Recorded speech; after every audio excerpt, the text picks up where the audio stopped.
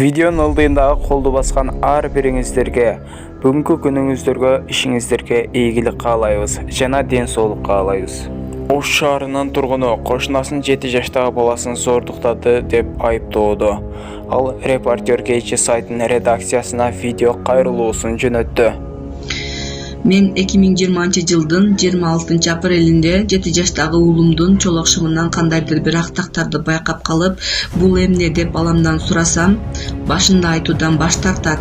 Ал мага "Апаң менен атаңа айтсаң, сени өрттөп салам" деп айткан дейт. Кайрадан баламдан тактап айтып берүүсүн сурансам, кошунабыздын 1-курста окуган баласы биз жашаган үйдүн бет маңдайында жайгашкан контейнердин ичине алып кирип, уят иш жасады. Ушундай нерсе чачырап кетти, заара кылчу жеринен дейт.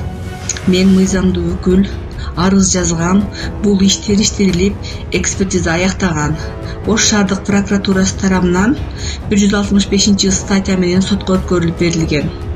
2022 жыл 13 январь күнү 1-соттук отурумда эле Ош шаардык соту судья Турдалиев Ниязбек чолокшумда аныкталган эркектин уурулуктугун негизсиз деп тапты.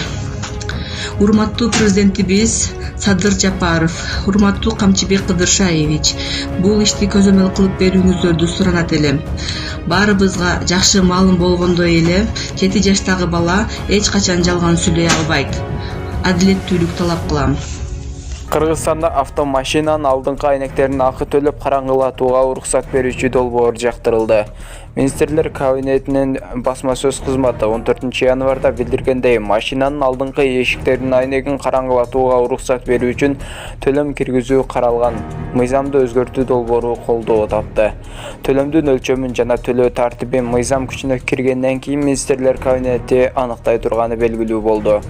Уруксат берүү демилгесин экономика жана коммерция министрлиги көтөрүп чыккан. Министрлик белгилегендей, айнекти караңгылатууга тыюу эрежеси иштебей келет жана рейд учурунда андай машиналар көп кармалууда. Жол кыймылынын коопсуздугун камсыздоо башкармалыгынын маалыматына караганда, 2021 жылдын 11 айында алдыңкы каптал айнектерин караңгылатып алган айдоочуларга карата жалпысынан 2,5 миңдей протокол түзүлгөн. Өлкөдө автомашинанын алдыңкы айнегин жана алдыңкы каптал айнектерин караңгылатууга тыюу салынган. Эрежени бузгандарга 5,5 миң сом айыппул салынат.